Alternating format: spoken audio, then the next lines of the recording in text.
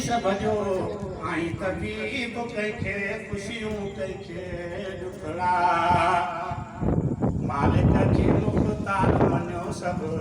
काले को खलकण हार मञो सभु मालिक खे मुख्तार मञो सभु दिव्यान इंजे नात बारे में बेके मजाल काना है पुछण जी बेके मजाल काना है पुछण जी फरमायो ये सोने हबीब कंखे खुशियों कंखे दुखड़ा अवल आखिर जाहिर बातिन बारी बासित बाकी मोमिन अवल आखिर जाहिर बातिन बारी बासित बाकी मोमिन बाज भरे सब गाला तुझा बाज भरे सब गाला तुझा हाथी हसी पुर की मुजीब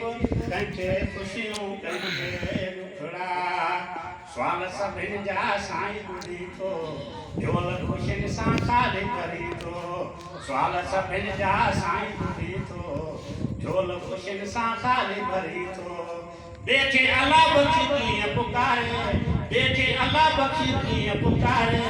रूह जी रग खां आई करीब कंहिंखे खुशियूं कंहिंखे दुला मुंहिंजी रपटा थो नसीब कंहिंखे रहाई ऐसन में थो कंहिंखे रहाई बंगलनि में थो कोथो तगारी खणे ग़रीब कंहिंखे खुशियूं कंहिंखे दुखड़ा जज़ाकल्लाह सुभानअल्लाह। यो या उस्ताद गुलाम अब्बास जिन तव्हां जे आॾो अल्लाह जो हमद जी तारीफ़ पेश कई। असांजा ही आलिम वॾे मान वारा असांजा ही आलिम वॾे मान वारा ही माण्हू मुजाहिद ऐं बुज़ुर्ग भलारा जमीयत जा जोधा सभई जवान अहसन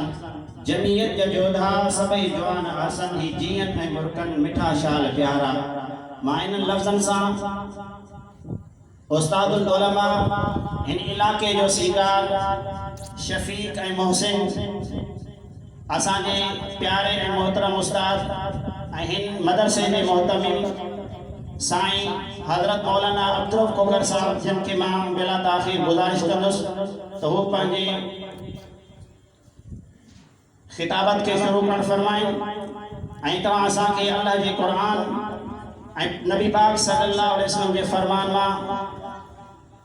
ॿुधाइनि ऐं अल्लाह तबारक व तआला जो हम्द ऐं सना तव्हां असांजे ख़िदमत में बयानु कंदा। मां साईं मौलाना अब्दुल साहब कोकर साहब जिन खे गुज़ारिश कंदुसि त हू पंहिंजो वाइज़ करणु फरमाइनि। नारे तकबीर ज़ोर सां तकबीर जो नारो एतिरो त ज़ोर सां लॻणु खपे जो जेके दीन जा मुखालिफ़ आहिनि इस्लाम जा मुखालिफ़ आहिनि उन्हनि जा कलेजा फाटी पवनि। नारे तकबीर अञा ज़ोर सां नारे तकबीर। जमीयत उलमा इस्लाम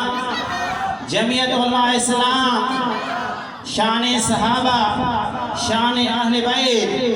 नारे तकबीर। हज़रत मौलाना अब्दुल कोकर साहब।